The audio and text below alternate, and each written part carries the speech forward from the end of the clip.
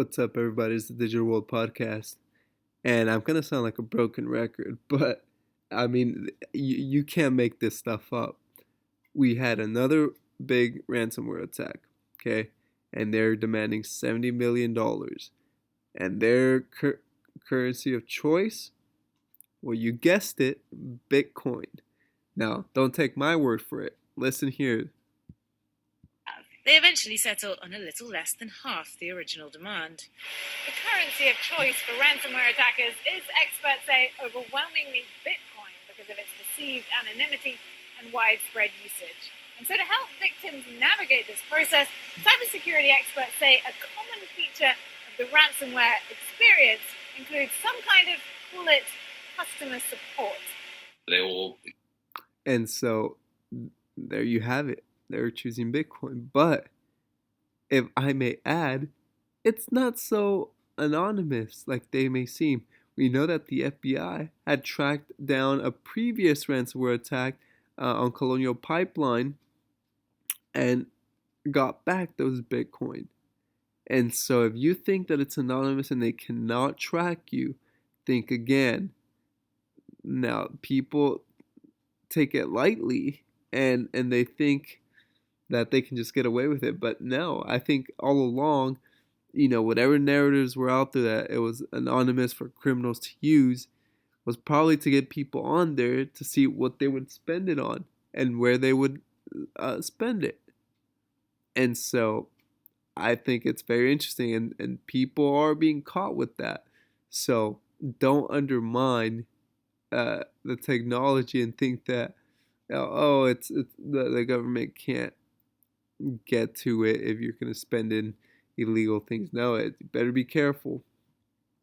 Now, I thought this was funny, where this post by Janet Yellen said XRP is going after all the money and Bitcoin is going after all the electricity. And so I thought that was funny. Thought you might get a good laugh from that. Moving on, we see here now when we talk about this new financial system and where it's headed, do you think it's going to be running on Bitcoin? Absolutely not. Especially with all that electricity.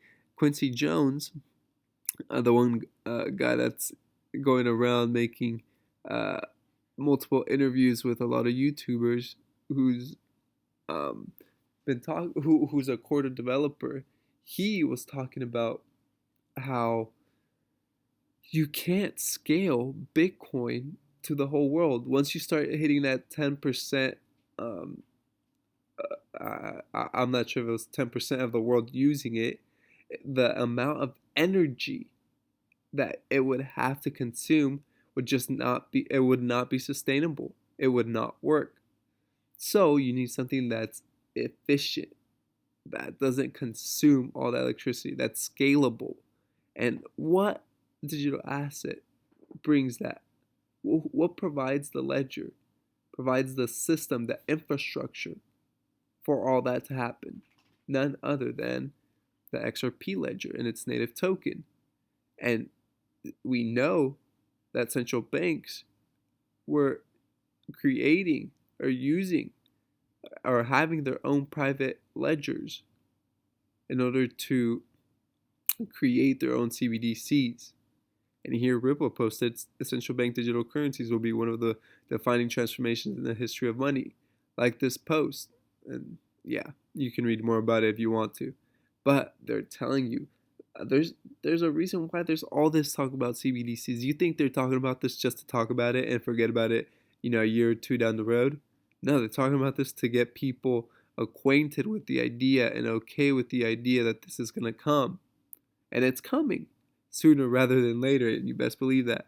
Christine Lagarde says things start move really slowly until they don't, and they happen all of a sudden. So keep your eyes on that.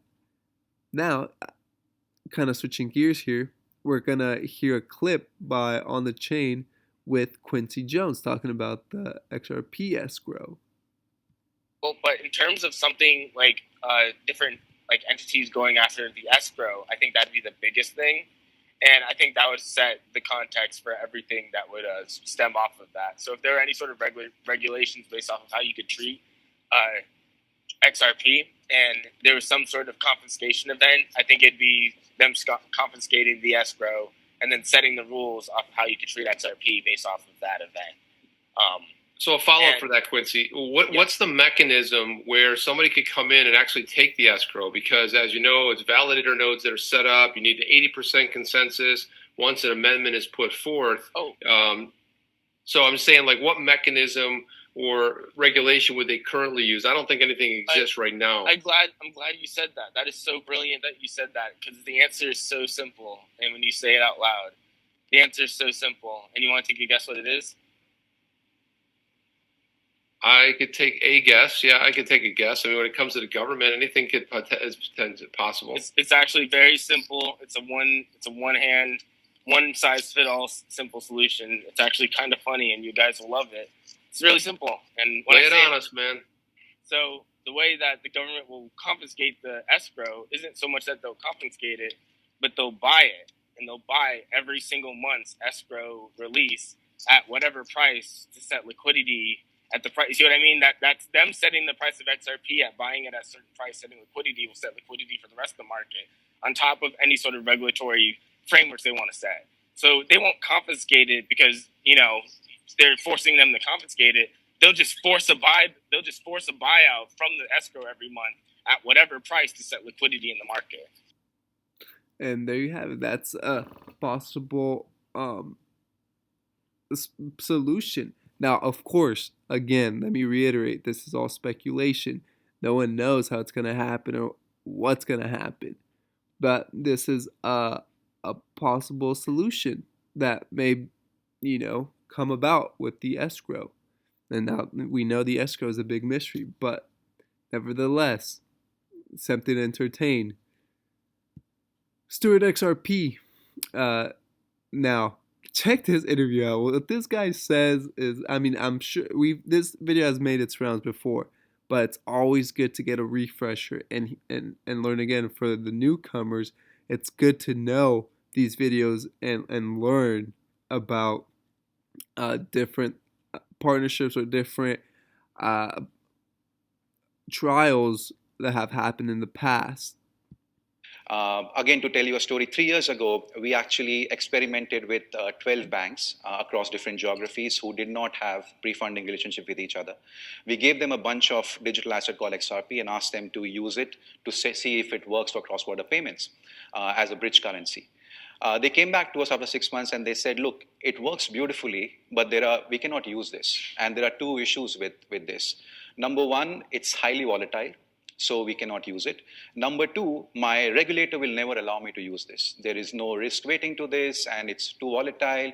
There is no way the central banks will allow me to use this. This was in 2015-16. So what we did was, and this is 3-4 years ago, before the whole concept of stable coins came into being. So we went back to the drawing board and came up with a new product, as I mentioned, ODL, on-demand liquidity. And basically what that product does is, through that product, banks do not have to hold a digital asset on their books. They could leverage that product, connect with a digital asset exchange, which, mind you, is fully licensed and supervised, and then leverage that exchange to source liquidity in real time. And because the entire transaction happens in less than 30 seconds, because of the speed of the ledger, the volatility risk is taken care of. So we removed the two big concerns that banks and payment providers had and almost productized it in a way, and then we launched the product last year in October. And there you have it. They had 12 banks on it, trialing it for 6 months, and they said it works beautifully. So that goes to show that the tech is there, the innovation is there, but it's just a matter of regulation, which we're waiting on Congress to give some direction so that Gary Gensler can set forth his regulatory framework. And also the aspect of volatility. They took care of it with ODL. Now, the asset itself is what's important and what pertains to this whole thing. Without the asset, this doesn't exist. And that's the use case and the utility that it brings. And he said because of the speed of the ledger, they could do all their transactions successfully in under 30 seconds. Now, this came out yesterday. that FinCEN has just appointed the first ever chief crypto advisor. Now, this is the changing of the guard. We know it's coming, and all these news postings are telling you that it's coming. Pay attention. I hope this episode has brought you some value. Like and subscribe. Comment below. What are your thoughts? As always, I like hearing from you. This is the Digital World Podcast, and I'll see you in the next episode.